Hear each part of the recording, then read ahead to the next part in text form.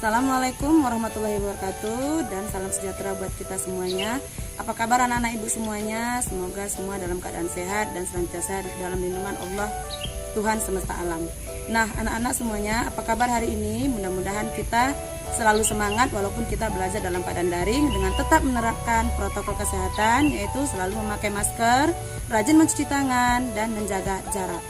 Bertemu lagi dengan Ibu Sudria Marni dalam materi pelajaran kimia, dan kali ini kita akan bahas tentang larutan elektrolit dan non elektrolit. Tapi sebelumnya lebih baik kita untuk berdoa menurut agama dan kepercayaan kita masing-masing. Doa dimulai, doa selesai. Nah anak-anak, mari kita lanjutkan untuk melihat materi kita, yaitu larutan elektrolit dan non elektrolit. Masuk kita ke materi kita berikutnya, yaitu larutan elektrolit dan non elektrolit. Adapun kompetensi dasar yang akan kita bahas pada materi kita ini adalah memahami sifat-sifat larutan non-elektrolit dan elektrolit serta reaksi oksidasi dan reduksi. Kemudian mengidentifikasi sifat larutan non-elektrolit dan elektrolit berdasarkan data hasil percobaan. Nah, kemudian berdasarkan daya hantar listriknya, maka larutan terbagi menjadi dua, yaitu satu, larutan elektrolit, yaitu larutan yang dapat mengantarkan arus listrik, sedangkan yang kedua adalah larutan non-elektrolit, yaitu larutan yang tidak dapat mengantarkan arus listrik.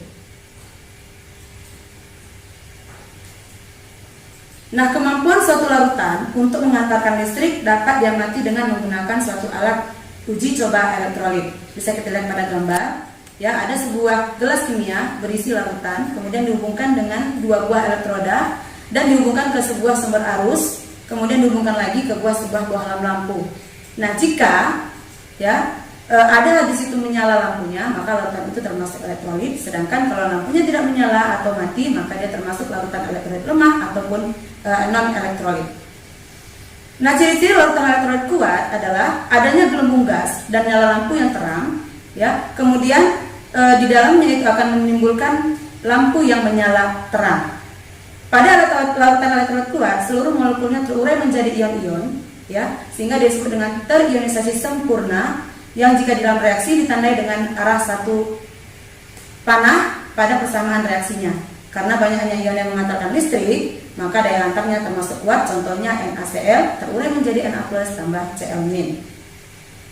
Nah, contoh-contoh senyawa yang termasuk elektrolit kuat adalah asam kuat dan basa kuat. Contoh asam kuat ada asam nitrat, asam bromida, asam klorida, dan asam sulfat. Contoh basa kuat adalah natrium hidroksida dan sebagainya.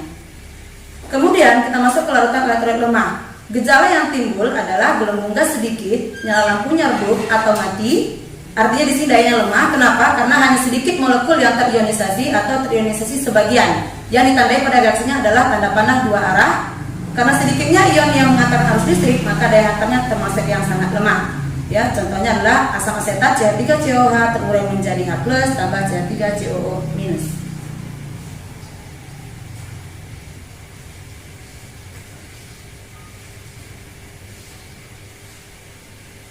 Contoh-contoh senyawa yang termasuk elektrolit lemah adalah asam lemah dan basa lemah. Contoh asam lemah adalah asam karbonat, asam klorida, asam sulfat, dan HCOOH.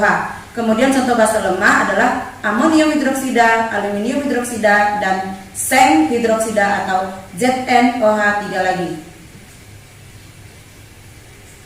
Masuk kita ke yang berikutnya, itu senyawa yang termasuk larutan non elektrolit, yang gejalanya ditimbulkan adalah tidak adanya muncul gas dalam larutan, kemudian lampunya tidak menyala. Berarti di sini tidak ada sedikit pun molekul yang terionisasi, ya, sehingga ion-ion tidak bisa mengantarkan arus listrik. Contohnya adalah larutan non elektrolit pada larutan gula, urea, alkohol, air murni, dan sebagainya.